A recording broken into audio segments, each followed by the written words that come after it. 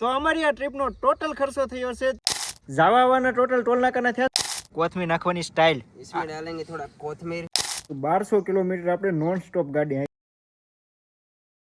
Good morning સુપ્રભાત Har Har Mahadev મસ્ત મજાનું good morning આજે આપણું થઈ ગયું છે પંજાબમાં કાલે જમ્મુ કાશ્મીરમાં હતા આજે પંજાબમાં ગુડ મોર્નિંગ થઈ ગયું છે ને જસ્ટ હવે જાગ્યા છે એટલે આંખમાં કદાચ ચીપડા વીપડા હોય તો ઇગ્નોર કરી દેજો કેમ કે મોઢું ધોવાનું બાકી છે આજે જો આપણે આપણા નાના એવા ઘરમાં સૂતા હતા ચલો ભૈયા ઓ ભૈયા જાગ જાઓ अब चलो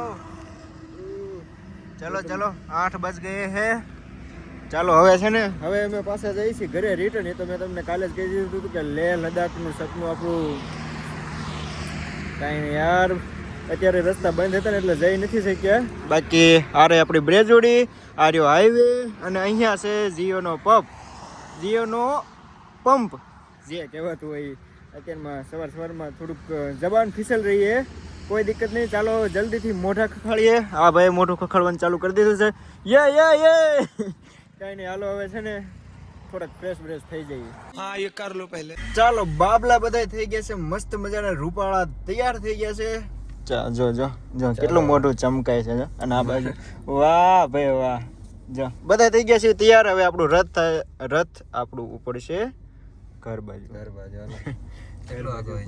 ઘર હજુ કેટલું આગું છે 1100-1200 વધારે હશે કદાચ 1100 અને હા મેં તમને કીધું હતું ને હું તમને છેલ્લે બતાવીશ કે કેટલા કિલોમીટર હાલે તો અત્યારે જોઈ લો એકવાર હાલો પછી ઘરે જઈને બતાવીશ ટોટલ અમે 2811 કિલોમીટર હાંકી નાખી છે અને હજી છે ને ઘરે પૂગવાનું બાકી છે તો પહેલાં ઘરે પૂગી જઈએ ને પછી તમને બધું કહું કે ટોટલ ખર્ચો કેટલો થયો કેટલા કિલોમીટર અમે ગાડી હાંકી સીએનજી પેટ્રોલ ક્યાં એ બધું તમને કહીશ બસ કન્ટિન્યુ બની રહ્યો પહોંચી ગયા છે પંજાબના લુધિયાણામાં અને અહીંયા છે ને થોડોક સવારનો નાસ્તો કરી લઈએ પરાઠા વિચ દાલ ઓર દહીં ખાંદાસી એમ જ કહેવાય ને ઠૂસદાસી ચાલો ભાઈ મસ્ત મજાનો સવારનો લુધિયાણાનો નાસ્તો કરી લઈએ અત્યારે વાગ્યા છે બપોરના 2:30 અને અમે છીએ હરિયાણામાં અને હરિયાણામાં છે ને પાછું રાંધવાનું બધો સામાન બહાર કાઢવાડ્યો છે અને અત્યારે અમે બનાવી છીએ દાળ ભાત તો દાળ છે ને અહીંયા આપણે બાફવા મૂકી દીધી છે આ રહી આપણી બ્રેજુડી અને સામે જો સામે જે છે ને એ છે હાઈવે અને હાઈવેના કાંઠે આ એક ઘઉંનું ખેતર છે તો એના કાંઠે રાંધવાનું કામકાજ કરી દીધું છે ચાલુ હવે દાળ બફાવા મૂકી દીધી છે બફાઈને પછી દાળ ભાત બનાવવાના છે આજ તો ચાલો ભાઈ અમારે છે ને રસોઈયા ભાઈને શેફ ભાઈને દાળ બના દી છે હવે જો એની ડુંગળી હું કોથમીર નાખવાની સ્ટાઇલ इसमें डालेंगे थोड़ा कोथमीर काठियावाड़ी स्टाइल बोलते हैं इसको देखो थोड़ा रह गया ऐसे डालना होता है और ये रही दाल जो भाई दाल भात बनी गया છે જોઈન કયો કેવી બની છે જોઈન કયો હાલો નિરખીન જોઈ લો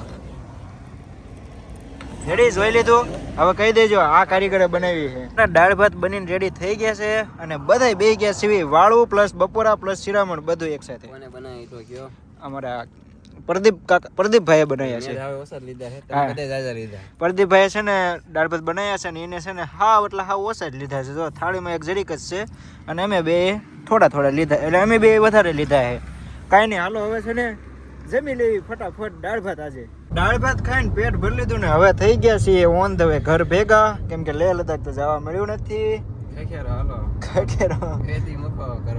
ચાલો હવે છે ને ઘરે જવાનું છે ને અહીંયા જો અમદાવાદનું લોકેશન મારી દીધું છે ને અમદાવાદ પૂગશું સવારે 8 વાગે બતાવે છે મતલબ 15 કલાક કન્ટિન્યુ ડ્રાઈવ કરો ને તો સવારે 8 વાગે પૂગો હવે જોઈએ ક્યારે પૂગવી છે બાકી 15 કલાક કન્ટિન્યુ તો નો જ થાય અને બ્રેજુડી નહીં થોડોક આરામ તો આપવો પડે ને કાંઈ વાંધો નહીં ચાલો જો હાઈવે તો અત્યારે મસ્ત છે પણ હોની જ લિમિટ છે એટલે અમે જો ગાડી ખાલી 101 જ હાંકવી છે વધારે નથી હાંકાતી વધારે હાંક્યું તો પછી મેમાં આવી જાય તરત કાંઈ વાંધો નહીં ચાલો ધીમે ધીમે ઘર બાજુ થઈ ગયા છીએ હાલતા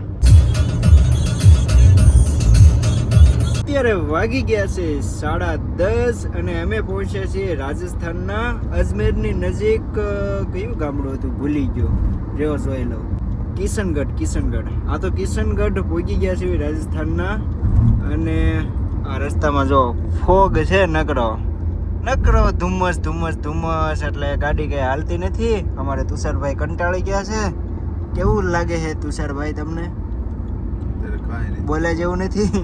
આગળ છે ને મિત્રો ફોગ છે, જો કઈ દેખાતું જ નથી, નકરું ધુમ્મસ જ છે. તો આવું છે બધું. આમાં જો ગાડી વધારે આંકવી તો આગળ કઈ રસ્તા દેખાય નહીં, તો વધારે કઈ હાલે નહીં, તો તમને ખબર છે. આવું બધું છે ને 10:30 વાગી ગયા છે. અને ચાલો જો ટોલ નાકું આવી ગયું છે. કઈ નહીં, હાલો હું છે ને પાછો થોડીક વાર અહીં સુઈ જાઉં, એટલે મારે એક ઊંઘ થઈ જાય, પછી જે 1-2 વાગે મારો વારો આવે ને ત્યારે પાછું મોટું ડ્રાઈવ કરવાનું હોય, એટલે હાલો સુઈ જાવ. ગુડ મોર્નિંગ રાજસ્થાનની બાજુમાં રહેલ ગુજરાતને, કેમ કે આપણે રાતે જ ગુજરાતમાં આવી ગયા હતા અને અત્યારે છે પ્રદીપભાઈની વાડીએ બોડી. ગુડ મોર્નિંગ કહી દે એ છોટું, ગુડ મોર્નિંગ કહી દે. નો બોલ અજાણવું પડે. અજાણવું પડતા છે, કઈ વાંધો નહીં. તો અહીંયા છે ને આ ગ્રીન હાઉસમાં જો આંટા મારવી છે.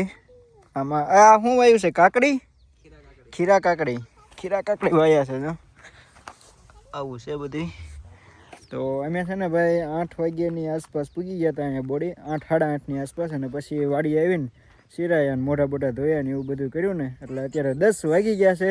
અને હવે ચાલો હું તમને જણાવી દઉં કે અમારી આ ટ્રીપનો કેટલો ટોટલ ખર્ચો થયો છે. બસ કન્ટિન્યુ બની રહ્યો, હું થોડોક ટોટલ મેળ લઉં ને પછી તમને કહું. તો અમારી આ ટ્રીપનો ટોટલ ખર્ચો થયો છે 30,428 રૂપિયા, જેમાં 6,300નું પેટ્રોલ અને 13,115 રૂપિયાનું CNG. મતલબ કેટલો ટોટલ કેટલો થાય? 19,000નું તો ખાલી ગાડી જ પી ગઈ, ધુમાડો.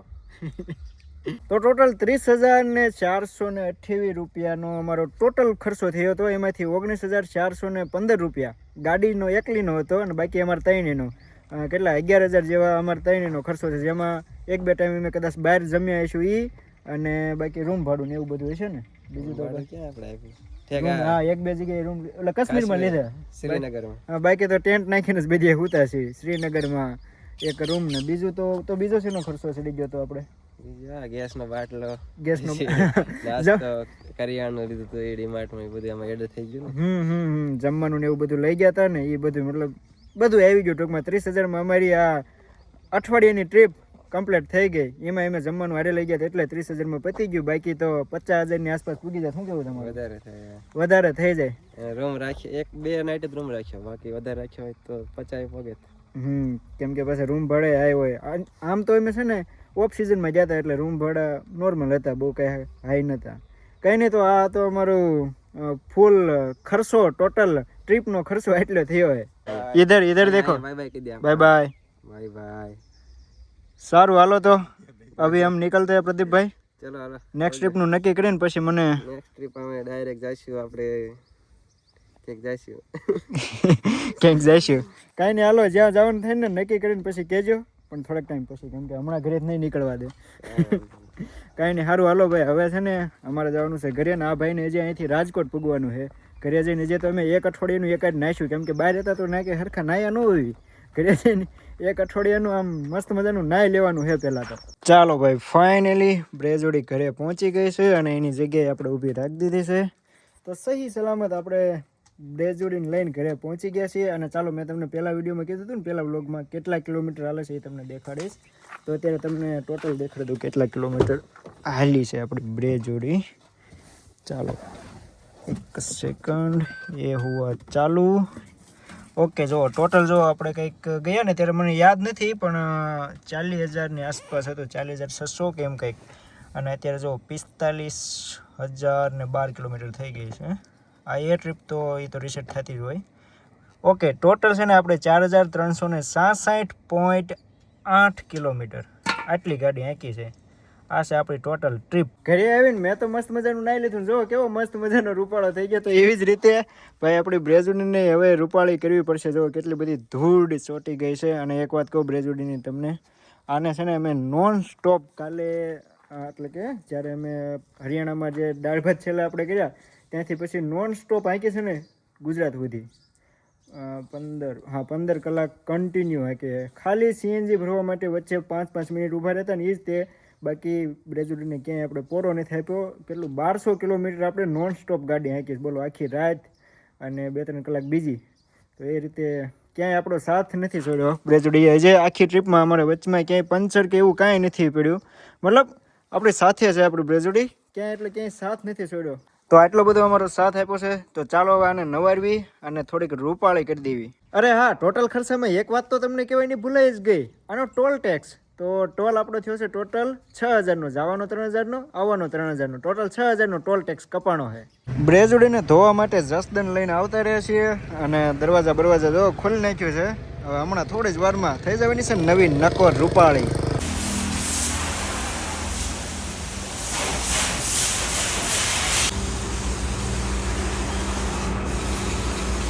જો થઈ ગઈ ને મસ્ત રૂપાળી નવી નકોર હોય ને એવી. ચાલો હવે આને લઈને જઈ ઘરે. ખાલી બહાર જ નહીં, અંદર હોત નવી નકોર થઈ ગઈ. જો બ્રેજુડીને નવી મસ્ત મજાની રૂપાળી કરીને ઘરે આવતા રહ્યા છીએ. અને આ બાજુ ગડુ એ શું કરેશ? શેરડી ખા રહી છે. જો ગડુ એની પર શેરડી ખાય છે. અરે આપણી બ્રેજુડી. તો આઈ હોપ, આશા છે કે તમને આજનો બ્લોગ ગમ્યો હશે. બ્લોગ ગમ્યો હોય તો લાઈક કરી નાખો, શેર કરી નાખો. ચેનલ ઉપર નવા હોય તો સબસ્ક્રાઈબ કરવાનું ના ભૂલતા. ચાલો મળશું મસ્ત મજાના નવા બ્લોગ વિડીયો સાથે. ત્યાં સુધી બાય બાય. અને હા, કોમેન્ટમાં એ જણાવી દેજો કે હવે નેક્સ્ટ ટ્રીપ આપણે ક્યાંની કરવી જોઈએ, તો એ કોમેન્ટમાં જણાવો. બાકી ચાલો મળીએ મસ્ત મજાના નવા બ્લોગ વિડીયો સાથે. ત્યાં સુધી બાય બાય.